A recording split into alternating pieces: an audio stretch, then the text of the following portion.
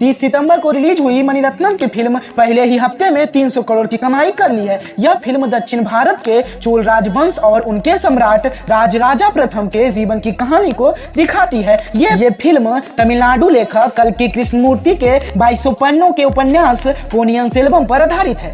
चलिए जान लेते हैं कि आखिर क्या है चोल वंश का इतिहास, क्यों इसे भारत के प्रमुख राजवंशों में गिना जाता है। दरअसल चोल राजवंश दक्षिण भारत का प्रमुख राजवंश था, जिसकी गिनती भारत के प्रमुख राजवंशों में होती है। चोल राजवंश को दो हिस्सों में बांटकर आप देख सकते हैं। पहला प्राचीन चोल वंश, जिसने 2300 साल पहले यानी कि 300 ईसा पूर्व से 7वीं सदी तक राज किया था। दूसरा मध्यकालीन चोल वंश, जिसका शासनकाल 5वीं सदी से 13वीं सदी तक चला था। चोल राजवंश की उत्पत्ति कावेरी नदी घाटी से हुई थी। शुरुआत में चोल राजवंश तमिलनाडु और आंध्र प्रदेश के कुछ इलाकों तक फैला हुआ था। एक बात है कि प्राचीन चोल वंश में राजाओं के प्रमाण तो ज्यादा मौजूद नहीं है, लेकिन इस फिल्म में जो दिखाया गया है इस वीडियो में और आगे आप समझिए।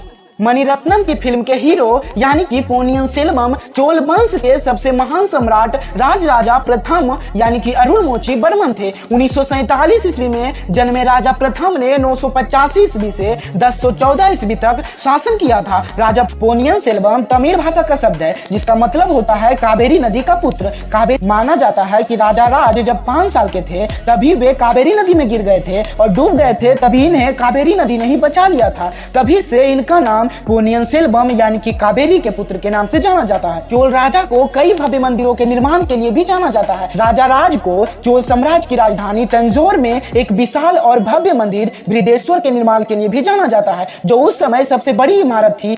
ये मंदिर यूनेस्को के वर्ल्ड हेरिटेज साइट में भी शामिल है। साथ ही चोल राजाओं ने प्रसिद्ध नटराज की मूर्तियों से लेकर कई कलाकृतियों का निर्माण भी कराया था। बाई सुब्बारायलु स्कॉलर बताते हैं कि भारत में करीब 60,000 शिलालेख पाए जा चुके हैं। इनमें से करीब 44,000 दक्षिण भारत से हैं और उनमें से भी 25,000 अकेले चोल वंश के। चोल साम्राज्य की सबसे बड़ी ताकत थी उनकी नेवी शक्ति। चोल साम्राज्य का कब्जा इतने विशाल समुद्री इलाकों में था कि उसे भारत का पहला और एकमात्र समुद्रीय साम्राज्य कहा जाता था। इतिहासकार सतीश चंद्रा की किताब the history of medieval India में लिखा गया है कि नेवी पावर में चोलों का इस कदर दबदबा था कि कुछ सालों के लिए बंगाल की खाड़ी को चोल लेक के नाम से भी जाना जाने लगा। उस समय उत्तराधिकारियों की जंग बहुत होती थी। इसी बात को लेकर पूरी फिल्म पोनियन सेल्वम की आधारित है। अगर आपको यह फिल्म देखनी है तो देखिए, क्योंकि यह सुपर हिट मूवी है और यह